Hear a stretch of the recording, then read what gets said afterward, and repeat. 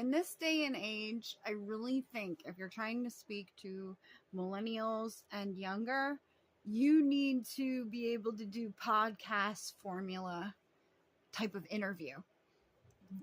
Long gone are the days of the scripted, perfectly ready to be clipped out audio.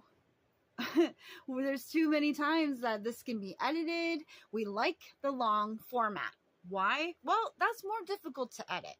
You can do that, and people will not watch the whole entire broadcast, but it's available for them to watch.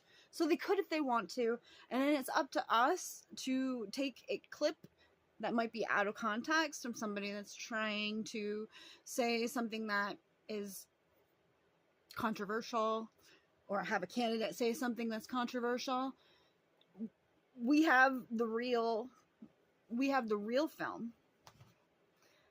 It's no longer the news people hanging on to this footage, the uncut footage, because with live format, like the live streaming, there is no uncut footage.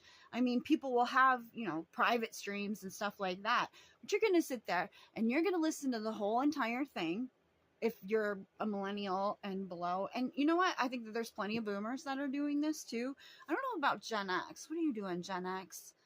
We could use more of you.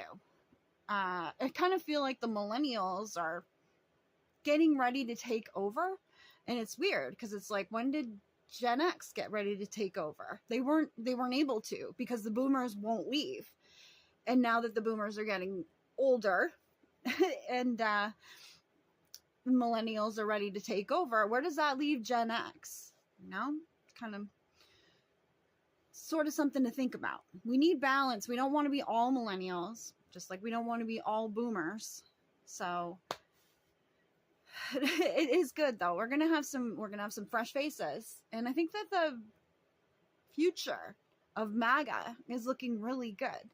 I mean, we got JD Vance. He's gonna be on the ticket, right? Because he's vice president, or at least vice presidential candidate if Trump doesn't win.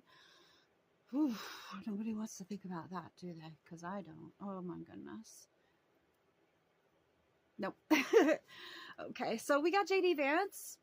He's so good at debate. I mean, that man has it down to an art.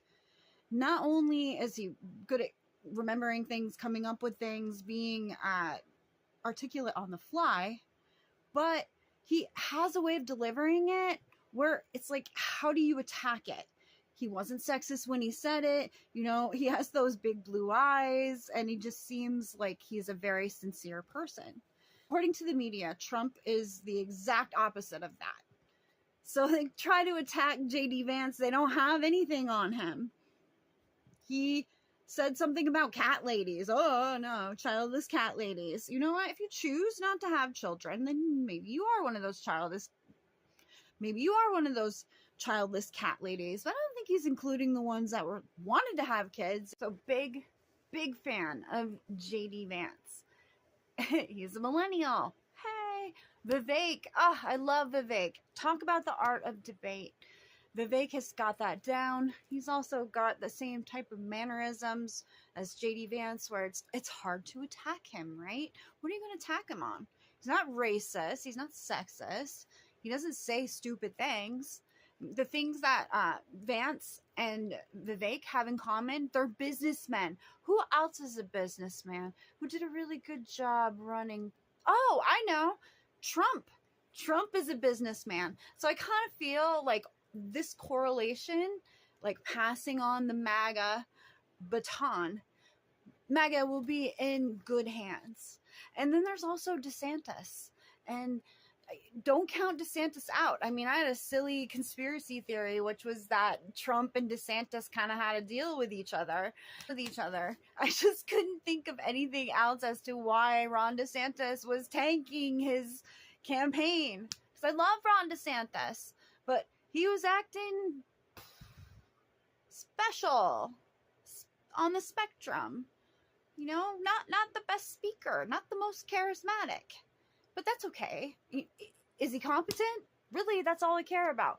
Florida, Is he competent? Sure seems like it. He's articulate. He's very smart. And he's got a lot of experience. So don't count DeSantis out just because he had a crash and burn campaign in 2024.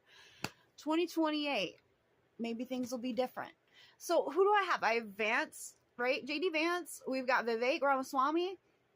And we've got Ron DeSantis. There's some great options right there, guys. I'm pretty excited. Now, I know I said before that Gen X doesn't really seem to be present or making a mark. Oh, hold on a second. I'm not giving credit to super important Gen Xer. Elon Musk. I mean, he's not a politician, but he's sure getting involved with politics now. So I gave a shout out to Elon Musk. He is Gen X. And I think he's representing very well. So we got Thomas Massey and we've got Elon Musk. Am I missing anybody else? Kamala's 59. What is that? Is that Gen X? Is she on the cusp of Gen X and Boomer? I'm not really sure. Maybe somebody can tell me in the comments. But if that's the case, then actually Gen X is very well represented, just not in a intellectual or any sort of character type of way. Just the main candidate, besides Donald Trump, would be a Gen Xer. It just surprises me because obviously she's got like boomers on her staff, people that think, well, it's not just boomers, right? Because she's got to have some youngins too in order for her to be put on, what is it called? Call Her Daddy podcast, which I've never seen before, never heard until Kamala was on it. And I really wouldn't watch something like that. It's like a women's sex podcast. No, thank you. I'm not the audience for that. And it's interesting because you would think that Kamala would be looking at people like me, a more conservative girl, or somebody that doesn't really identify as Republican or Democrat. I mean, it's silly because I'm never going to vote for Kamala ever in my life. I'm pretty sure I'm never going to vote for another Democrat ever. I'm just curious, like, who is she reaching out to try to get votes from? She's already got vote blues no matter whose. And Trump too, like, he's going on podcasts, and I love that because that's so now, that's so young. Talk to the young people, but he's going on mainly guy podcasts. He's got to reach out to the girls. So, I mean, Trump could go on one of the female podcasts, but I mean, they all hate him, and all you're gonna want to do is talk about abortion anyway. So it's tough. Like, what should he go on? Joe Rogan. He needs to go on Joe Rogan. Women do watch Joe Rogan. I mean, nowhere near as many women watch as men, but women will be watching.